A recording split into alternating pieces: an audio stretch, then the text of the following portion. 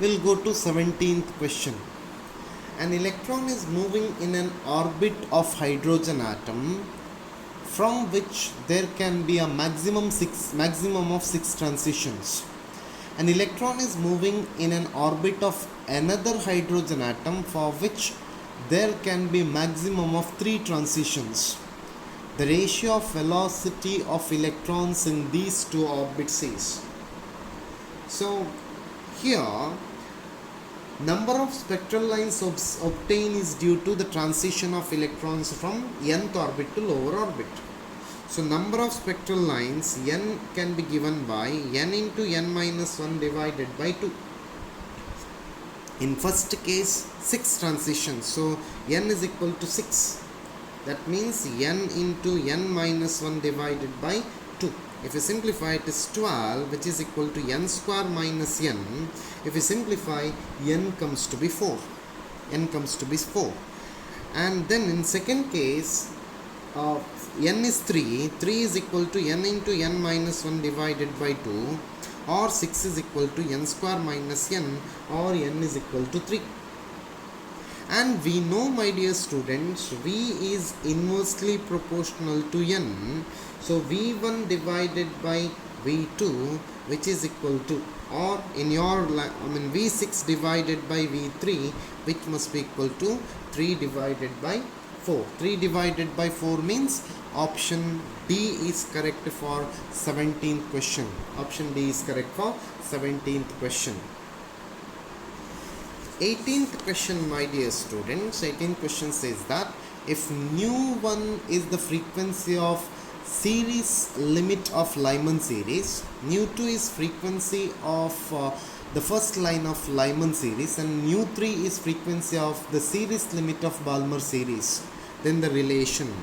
This is interesting one. 18th question. So for Lyman series, nu becomes equal to RC into 1 by 1 square minus 1 by n square. N is now 2, 3, 4, etc. For the series limit of Lyman series, n becomes infinity. So nu1 becomes equal to RC into 1 by 1 square minus 1 by infinity square, which is nothing but RC. Let me call this as equation number 1. And for first line, n1 becomes equal to 2. For first line, n is equal to 2. So what happens now? Nu2, which is equal to RC into 1 by 1 square minus 1 by 2 square, which is equal to 3 by 4 RC. Let me call this as equation number 2. And for Balmer series, this is now Balmer series, nu becomes equal to RC into 1 by 2 square minus 1 by n square, where n is now starting from 3, 4, 5, etc. And for series limit, n becomes equal to infinity. So nu3 or nu3 in this particular case, which is now RC into 1 by 2 square minus 1 by infinity square. So which is nothing but nu3 is nothing but RC divided by 4. Let me call this as equation number 3. If you use these three equations, I can say that nu1, which is equal to now nu2 plus nu3, or nu1 minus nu2, which is equal to nu3. So which is the option now? For 18th question, option A is correct, my dear students. Option A is correct for 18th question. 19th question says that the de Broglie wavelength of the electron in the ground state of hydrogen atom is, radius of first orbit of hydrogen atom is given 0.53 angstrom. So according to de Broglie's hypothesis, using Bohr condition, I can say that MVR, which is equal to NH divided by 2 pi, or H divided by MV, which is equal to 2 pi R divided by N. Let me call this as equation number 1. And de Broglie's wavelength, that is lambda is equal to h divided by mv. This is equation number 2.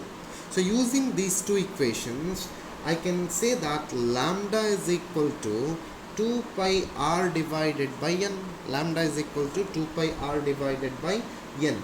For first orbit, r is equal to 0.53 angstrom and n is equal to 1 for first orbit. So lambda becomes equal to now 2 into 3.14 into 0.53 divided by 1. So lambda becomes equal to 3.33 angstrom. 3.33 angstrom means option B is correct for 19th question.